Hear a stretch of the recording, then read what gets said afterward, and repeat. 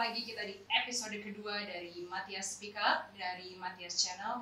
Gimana kemarin Rabu Abunya, temanya mantap kan? Semoga sudah menambah iman, menambah kepercayaan, dan yang pasti harus menambah pengetahuan dong, ya kan? Nah, Sobat Matias, terima kasih juga sambutan Sobat Matias semuanya dimanapun kalian berada itu bagus-bagus banget. Kita semua baca komennya, kita semua we hear you.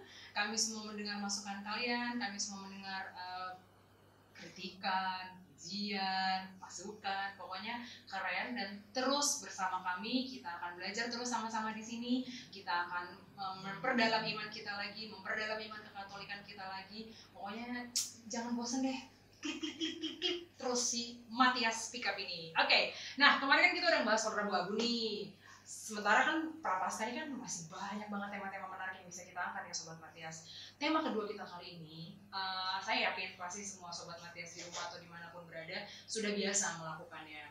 Mungkin juga rajin, mungkin juga bolong-bolong, mungkin juga sekali-sekali, mungkin lupa, mungkin ingat. Nah, kita sekarang mau ngebahas soal jalan salib. Menarik kan? Untuk tema ini tenang aja, kita sudah menghadirkan salah satu narasumber yang pokoknya pastinya top banget, keren banget, pastinya mantap banget. Nah, nggak usah berlama-lama lagi, aku kenalkan. Saya kenalkan Romo Innocentius Mansur. Silakan. Wih, mantap. Halo, selamat sore Sobat Matias. Iya. Hola, Padre. Hola. ¿Cómo estás, Padre? Muy bien. Yeah. Kenapa kita pakai bahasa Spanyol? Karena Romo Ino, panggilannya Romo Ino ya, Mo? Iya. Ya, karena Romo Ino ini akan melanjutkan studinya ke Spanyol ya, Mo ya. Boleh cerita sedikit, Mo, soal rencana studinya ke Spanyol, Mo? Ya, saya dipercayakan oleh uskup saya, uskup Ruteng, Keuskupan Ruteng dari Flores, untuk studi lanjut di Spanyol nanti, ambil spiritual. Dan sebenarnya saya sudah jalan tahun lalu, tapi karena corona maka ditunda. Tahun ini bulan Juli saya akan ke Spanyol dan memang sudah 80% jadi bulan Juli. 80% ya. Jadi. Ini sorry Mo, S2, S3? Pokoknya sekolah lanjut saja. Sekolah lanjut. Berarti buat Sobat Matias semua dimanapun berada, Romo aja masih semangat untuk mengejar berkat, untuk mengejar pendidikan. Kita juga jangan kendor. Jangan kasih kendor ya Mo ya. Iya, harus. Pokoknya harus tetap semangat, tetap fight. Semangat, fight. Oke Mo, kita kan mau ngebahas soal jalan salibnya Mo ya. Oke, ya. Oke, $1 million question. Dari pertanyaan yang paling simpel yang mungkin semua orang pengen tahu. Kenapa sih Mo ada jalan salib? Itu sejarahnya gimana Mo sampai ada jalan salib dalam salah satu kegiatan yang harus kita lakukan di masa Prapaskah ini? Terima kasih Anggi, pertanyaan ini menurut saya pertanyaan yang sangat menarik ya. Jadi mungkin sebagian orang hanya mengenal jalan salib tapi tidak tahu sejarahnya bagaimana. Maka saat ini saya coba untuk menjelaskan beberapa hal yang saya ketahui dari referensi-referensi yang saya baca tentang sejarah jalan salib. Jadi pada zaman kuno sebenarnya umat di Roma itu tidak mengenal doa jalan salib atau jalan salib. Tetapi hanya khotbah dan renungan mengenai kisah sengsara. Maksudnya kisah sengsara tentang Yesus Kristus ya. Dan menurut sejarahnya, doa jalan salib lahir pada abad ke-14 di Yerusalem. Di Yerusalem ya. Lalu jalan salib dikenal sebagai bentuk kebaktian rakyat yang muncul berkaitan dengan kebiasaan umat untuk mengikuti ziarah perjalanan ke Yerusalem bersama dengan kelompok saudara kita Fransiskan. Ya. Banyak orang datang dari jauh ke Yerusalem untuk berziarah ke tempat Yesus hidup, wafat dan bangkit. Lalu mereka menempuh jalan yang sama seperti yang dilalui Yesus, sambil merenungkan ayat-ayat Injil yang bersangkutan dalam artian berkaitan dan renungan-renungan lain dari kitab suci Perjanjian Lama dan Perjanjian Baru sambil berdoa. Dari situ muncullah istilah perhentian-perhentian jalan salib. Para pelaku pertama jalan salib mengatakan bahwa perhentian-perhentian jalan salib yang ada sekarang ini ditambahkan sedikit demi sedikit. Dalam arti ada yang mungkin berapa saja akhir ditambahkan, tahun demi tahun ditambahkan. Tentu saja atas persetujuan dari otoritas-otoritas tertentu. 4 perhentian terakhir seperti Yesus disalibkan, Yesus mati di salib, Yesus diturunkan dari salib, Yesus dimakamkan, memang berasal dari kitab suci. Sedangkan perhentian Yesus berjumpa dengan Maria, Yesus ditolong Simon dari Kirene, Yesus menasihati wanita-wanita yang menangis, baru muncul pada akhir abad ke-13 dan awal abad ke-14. Perhentian Veronica mengusap wajah Yesus muncul kemudian pada abad ke-15. Memang kurang jelas ya kapan munculnya 2 kejatuhan pertama Yesus.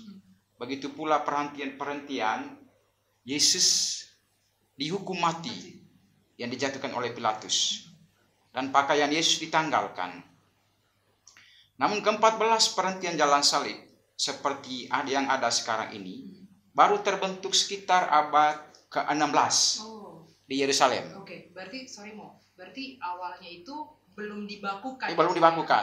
Belum dibakukan. Berawal dari sejarah, tradisi, kebiasaan gitu ya. Kemudian seiring berjalannya waktu dibakukan. Iya, nanti sebentar saya jelaskan berkaitan dengan dari tradisi dan kitab suci itu. Dan pada tahun 1731, 2 jalan salib ditetapkan secara resmi oleh Paus Clemens ke-12. Clemens ke-12 dicatat. Iya. Paus Clemens ke-12. Ya. Serta mengizinkan para pastor untuk mendirikan atau mengadakan perhentian-perhentian jalan salib di gereja-gereja tempat mereka bertugas. Begitu. Nah, sejak itulah dinding-dinding gereja diberi gambar atau simbol, simbol ke-14 perhentian untuk keperluan kegiatan jalan salib. Nah, praktik jalan salib ini meluas, mulai saat itu meluas di seluruh dunia barat, khususnya di Eropa bagian utara. Dan pada kenyataannya banyak orang yang tidak sempat ikut berziarah ke Yerusalem karena banyak kesibukan dong. Entah karena tidak ada waktu, mungkin juga ada berbagai hal-hal lain ya. Jauh mungkin juga dari segi jarak. Benar, ya benar. Maka orang yang tidak sempat ke Yerusalem ini, mereka mengadakan ziarah jalan salib di tempat mereka masing-masing dengan bantuan teks-teks kitab suci, gambar-gambar, mungkin juga buku, lukisan dan patung.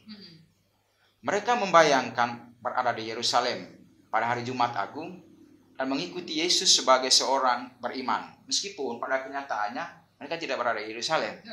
Tapi dengan itu mereka dibantu, seolah-olah ada feel-nya. Iya, semacam mereka ada di Yerusalem meskipun mereka tidak punya kesempatan untuk pergi ke Yerusalem. Tradisi juga menyebutkan bahwa setiap hari setelah wafatnya, ini tradisi ya, keyakinan dalam yang berkembang dalam tradisi pada waktu itu, Bunda Maria, Bunda Yesus, mengunjungi rute perjalanan sengsara putranya Yesus. Dari tempatnya dihukum mati sampai ke Golgota. Tentunya setelah Yesus bangkit dari antara orang mati.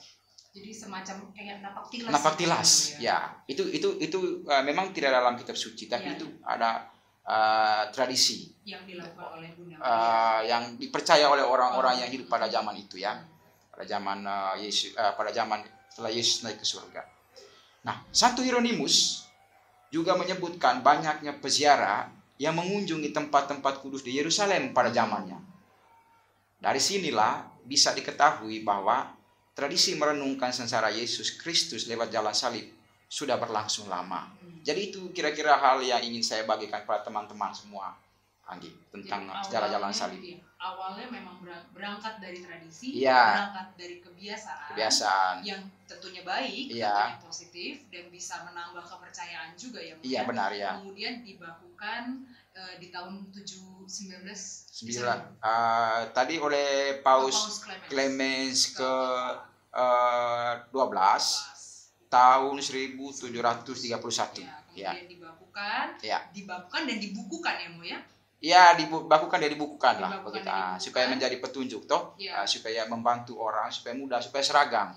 Kalau tidak kan pada waktu itu setiap orang semacam punya kebebasan untuk mengambil sebagiannya atau tidak mengambil seluruhnya. Iya. Mungkin juga berdasarkan kepentingan. Maka Paus supaya tidak ada praktek-praktek seperti ini, maka Paus menetapkan ini yang bakunya.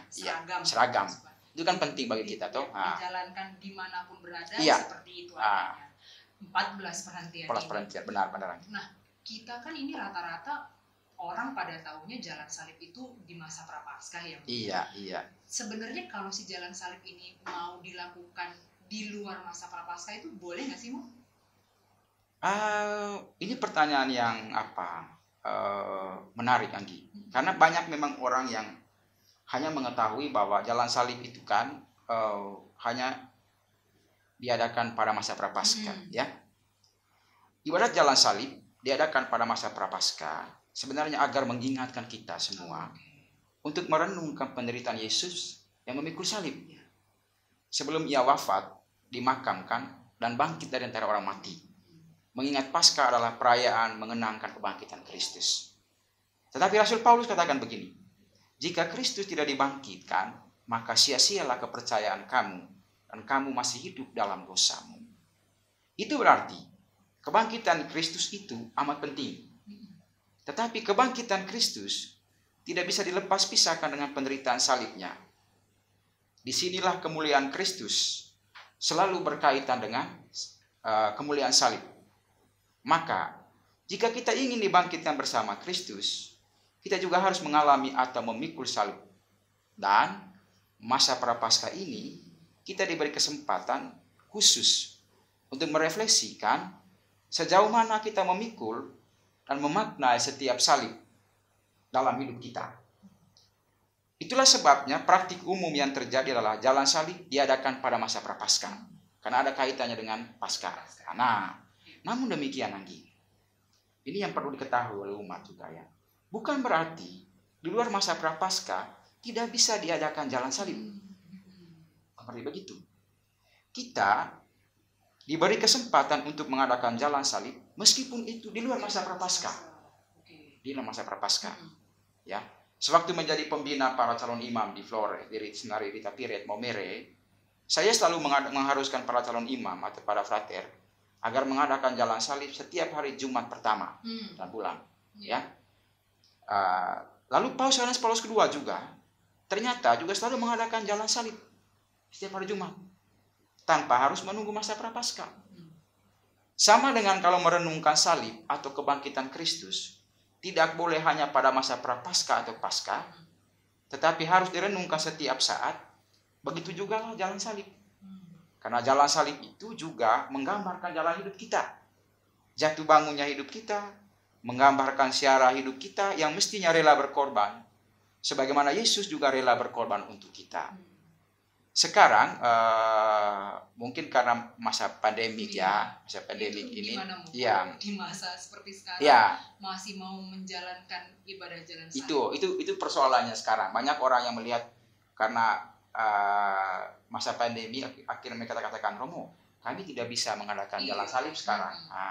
Karena mungkin menurut mereka itu kan jalan salib itu hanya dilakukan di gereja atau di tempat-tempat khusus, ya. Tapi menurut saya karena situasi khusus, bisa saja kita bisa laksanakan secara online kan di rumah masing-masing. Bisa kok kita mengadakan jalan salib di rumah. Bisa. Mungkin dengan bantuan-bantuan sarana-sarana tertentu, mungkin gambar, mungkin ada panel-panel jalan salib Yesus. Lalu mungkin juga tidak lengkap ya seperti di gereja. Tapi minimal kita memiliki keinginan untuk mengadakan jalan salib, ya. Intinya adalah kita memiliki waktu untuk melakukan jalan salib. Nah, merenungkan secara sungguh-sungguh maknanya. Ya, barangkali ada yang melihat situasi virus corona ini sebagai salib. Dan itulah yang direfleksikan saat mengadakan jalan salib di rumah. Lebih bagus kan? Tetapi ingatlah, salib selalu melambangkan harapan. Setiap penderitaan, termasuk pandemi, pasti akan memuliakan kita. Karenanya kita harus tetap memiliki harapan bahwa semuanya akan berakhir. Mungkin kita ada yang melihat pandemi ini sebagai salib, tapi semuanya akan berakhir. Kristus saja mengakhiri secara salibnya di Golgota dengan kemuliaan. Pada akhirnya wafat dan dibangkitkan. Begitu juga kita. Begitu kira-kira Andi.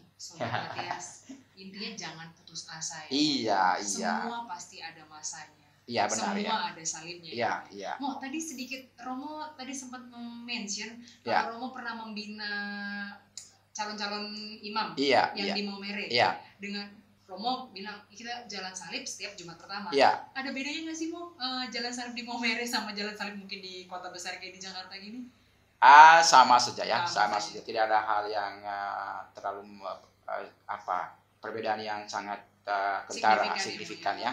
Sama saja. Dan memang saya beberapa kali lihat di sini juga, saya lihat sama saja dengan yang ada di Maumere. Apakah kalau di Maumere itu mungkin di alam terbuka, atau kalau di sini kan kebanyakannya di gereja? Oh iya, Di sana benar. mungkin, Ya, itu pertanyaan menarik. iya, kan lebih Ya. busuk mungkin ya Mo ya. Kalau masa prapaskah, biasanya kami kalau untuk calon imam di Maumere yang saya buat ya, yang kami buat di sana itu, kalau masa prapaskah itu biasanya dalam kapela, gereja kecil, gereja seminari ya. Tapi kalau Jumat Agung itu kami buat di tempat terbuka, lebih luas, lebih panjang dia punya ziarahnya. Dan tadi yang saya bilang jalan salib yang diadakan setiap Jumat pertama calon imam itu diadakan di tempat terbuka. Kebetulan ada kuburan di Maumere itu, kuburan umum untuk para imam yang meninggal, pembina di sana yang meninggal dikuburkan di situ. Biasanya perhentian terakhirnya itu di situ. Dan ada memang dia punya panel-panelnya untuk jalan salib. Dan itu biasa kami laksanakan. Ya, fleksibel sih, di dalam di luar. Menurut saya yang penting makna yang paling penting. Tapi kan pasti sensasinya beda ya. Iya. Kayak mungkin kalau kita yang di kota, wah seru nih kalau seru. Gitu. Iya, benar gitu. Kalau misalnya yang di sana mungkin beda lagi. Iya, benar, iya. Mo, kembali ke masalah jalan salib dan Alkitab nih Mo. Nah, kalau menurut catatan kita nih kan ada 6 perhentian yang ditambahkan ya Mo ya. Iya, benar di ya. Perhentian kalau nggak salah di 3, ke 4, 6, 7, 9, dan 13 ya Mo ya. Itu sebenarnya tidak secara implisit tertulis di Alkitab. Iya, iya. Boleh mungkin Romo sedikit menjelaskan tentang hal ini Mo? Ya, maksudnya berkaitan kenapa tidak ada dalam Alkitab. Baik, makasih. Umat beriman yang saya kasih pertanyaan dari AG ini juga menarik ya. Perlu dijelaskan bahwa ada 3 pilar yang menjadi pegangan ajaran Gereja Katolik, Anggi. Pertama itu tradisi suci. Tradisi suci. Mengapa tradisi suci menempati urutan pertama? Karena sebelum firman Tuhan dibukukan dalam tulisan atau yang kita kenal sekarang Alkitab atau kitab suci, sabda Allah itu hidup dan bertahan dan berkembang dalam tradisi. Ya, coba bayangkan kitab suci itu kan ditulis jauh setelah Yesus bangkit, ada naik ke surga. Pertanyaannya, sebelum itu kitab suci ini di mana? Di mana? Yang hidup dalam tradisi. Dan yang meneruskan itu orang tua, para pemuka agama, ya, orang-orang yang memiliki otoritas pada waktu itu. Begitu. Nah, kitab suci seperti saya katakan tadi, memang ditulis setelah Yesus naik ke surga. Tapi dia tetap hidup dan berkembang dalam tradisi. Karena saya meyakini itu karya Allah, karya Roh. Dan Tuhan yang meneruskannya lewat diri orang-orang yang dipercayakan. Lalu yang kedua, kitab suci. Kitab suci sebagaimana yang kita kenal berisi tentang sabda Tuhan atau tulisan suci ya. Saya pikir saya tidak perlu menjelaskan secara mendalam karena saya yakin umat semua tahu kitab suci ya. Baik dari perjanjian lama maupun perjanjian baru. Ya, ada Katekismus Gereja Katolik, itu salah satu sumber ajaran kita ya. Nomor 80 katakan tradisi suci dan kitab suci berhubungan erat sekali dan terpadu. Sebab keduanya mengalir dari sumber ilahi yang sama. Dan dengan cara tertentu bergabung menjadi satu dan menjurus ke arah tujuan yang sama. Ya.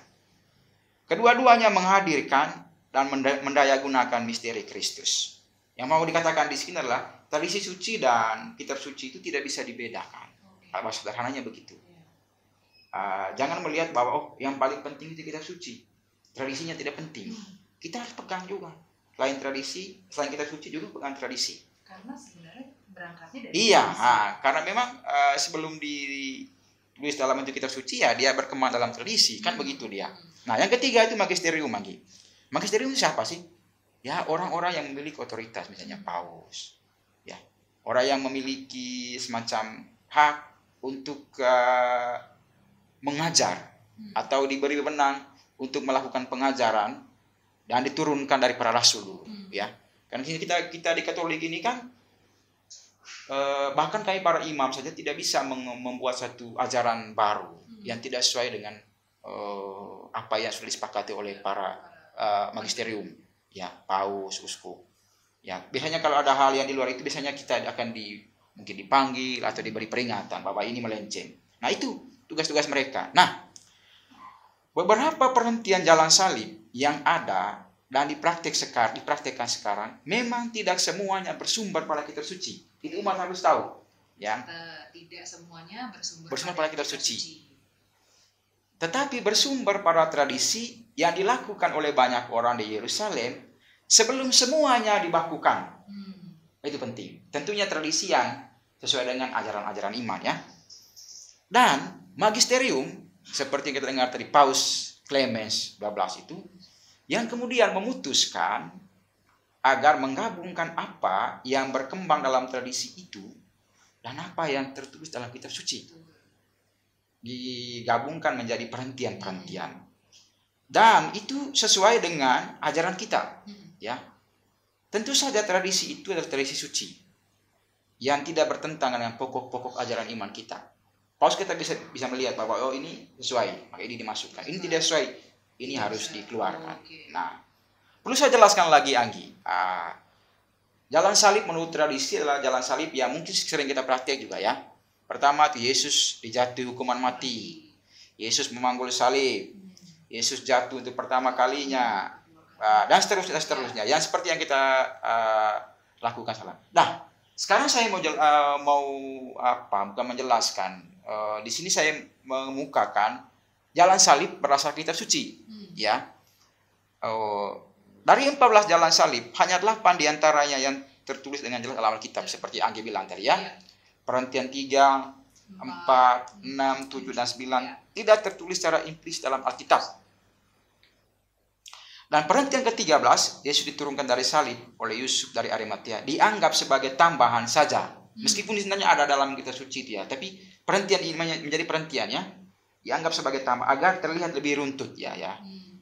Untuk memberikan versi yang lebih tepat atau lebih berdasar kitab suci sesuai dengan yang tertulis dalam Alkitab, Paus Yohanes Paulus II memperkenalkan versi baru jalan salib menurut Alkitab pada Jumat Agung tahun 1991. Dan pada tahun 2007, Paus Benediktus ke-16, penerus dari Yohanes Paulus II, menyetujui versi ini dan dapat dipakai dalam meditasi dan perayaan. Dengan urutan sebagai berikut. Yesus di Taman Getsemani. Yesus dikhianati Yudas ditangkap. Yesus diadili oleh Sanhedrin atau Mahkamah Agama. Yesus disangkal oleh Petrus. Yesus diadili Pilatus. Yesus dicambuk dan dimahkotai duri. Yesus memanggul salibnya. Yesus dibantu Simon dari Kirene untuk memanggul salib. Yesus bertemu dengan wanita-wanita Yerusalem. Yesus disalibkan. Yesus menjanjikan kerajaannya kepada penyamun yang disalibkan bersamanya.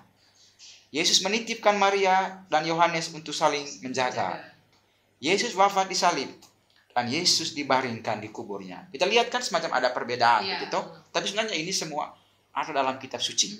Dalam kitab suci. Tapi meskipun demikian, bukan berarti yang berdasarkan tradisi tadi itu tidak bisa dibenarkan. Justru itu yang kita sedang jalani sekarang. Kira-kira begitu. Mudah-mudahan bisa mencerahkan sedikit. Iya. Jadi kesimpulannya si 14 perhentian ini bukan ibaratnya langsung diterjunkan begitu saja. Itu sudah diformulasikan, digabungkan antara tradisi dan kitab suci. Iya, benar, ya. Diformulasikan menjadi 14 perhentian ini. Iya. Jadi bukan tanpa berdasar, ya sobat semuanya. Jadi itu semua ada dasarnya, ada dasar hukumnya gitu kan. Bukan ngadi-ngadi ibaratnya. Dan jangan juga ada ya umat yang bertanya nanti, wah berarti kita karang-karang dong, kenapa tidak begitu? Bukan, ya. Itu kita akui sebagai kebenaran juga yang berasal dari tradisi. Karena itu tradisi yang tidak bertentangan dengan ajaran iman gereja. Ya.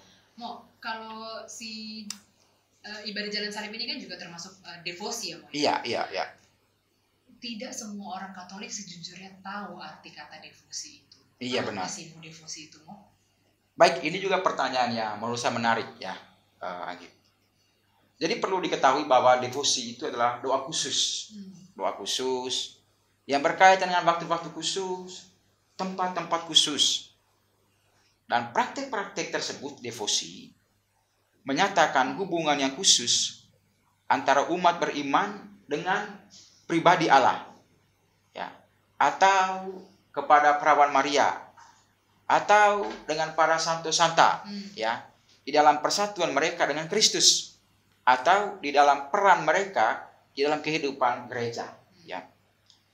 Devosi ini merupakan kebaktian khusus kepada berbagai misteri iman yang dikaitkan dengan pribadi tertentu. Misalnya devosi kepada sengsara Yesus, devosi kepada hati kudus Yesus, devosi kepada sakramen Maha Kudus, dan lain-lain. Bentuk devosi itu dapat berupa doa, lagu pujian, atau juga kebiasaan-kebiasaan atau kegiatan rohani tertentu, ya. Semua devosi, tapi ingat begini, harus ingat bahwa semua devosi harus diatur sedemikian rupa sehingga sesuai dengan liturgi kudus. Tidak boleh devosi itu bertentangan dengan liturgi kudus. Apalagi menggantikan liturgi dengan devosi. Misalnya begini, ada orang yang karena memiliki devosi sangat kuat, maka dia tidak perlu ke gereja, tidak perlu pergi misa, tidak perlu ikut kegiatan lain. Itu berarti yang salah juga. Karena yang paling inti kita punya tetap liturgi Ekaristi, ya. Dan karena devosi itu bersumber pada liturgi dan mengantar umat pada liturgi, sebab menurut hakikatnya liturgi jauh mengungguli semua bentuk devosi. Itu kira-kira penjelasan. Tapi saya tambahkan lagi, ya. Tujuan dari devosi itu, ya. Yang pertama itu menggairahkan iman dan kasih kepada Allah. Itu penting. Mengantar umat pada penghayatan iman yang benar akan misteri karya keselamatan Allah dalam Yesus Kristus. Mengungkapkan dan meneguhkan iman terhadap salah satu kebenaran misteri iman. Lalu yang berikut memperoleh buah-buah rohani. Kalau saya sendiri memiliki devosi yang kuat kepada Bunda Maria, ya. Dan saya memiliki pengalaman iman. Nah, kalau devosi itu kan memang berbeda dengan doa-doa lain, ya. Mungkin ada yang bilang bahwa apakah kita harus menggunakan doa devosi, doa-doa lain kita tidak gunakan. Tidak juga seperti itu, tidak juga seperti itu, ya. Bukan seperti itu konsepnya, ya, Mo. Kalau doa-doa lain kan memang doa seperti biasa. Ya, ada yang doa spontan, ada doa yang mungkin ada yang kita baca di buku. Tapi bahwa ada perbedaan, tapi tidak bisa saling menggantikan satu sama lain, ya. Kira-kira itu penjelasan. Melengkapi boleh. Jangan sampai tapi saling mengganti. Gara-gara doa devosi, saya nggak doa yang lain. Gitu. Itu. Apalagi kalau seperti saya bilang tadi, Anggi, menggantikan liturgi. Iya. Karena saya punya devosi. Untuk apa sih saya pergi misa? Kok saya punya apa kok? Punya devosi kok. Salah. Iya, tidak boleh. Salah. Mo, oke, sebelum kita lebih lanjut lagi nih, Mo. Kayak pembicaraannya seru banget. Dan mungkin Sobat Matias sudah pada panas mungkin semuanya. Mungkin mau ada yang mengambil minum dulu gitu. Mungkin Romo juga mau minum. Kita break dulu nih, Mo. Kita mau dengarkan dulu ada satu talenta lagi dari Sobat Matias kita yang suaranya luar biasa, berkat Tuhan banyak sekali, ingin memuji dan memuliakan Tuhan dengan lagu-lagunya. Oke, Mo, ya, silakan.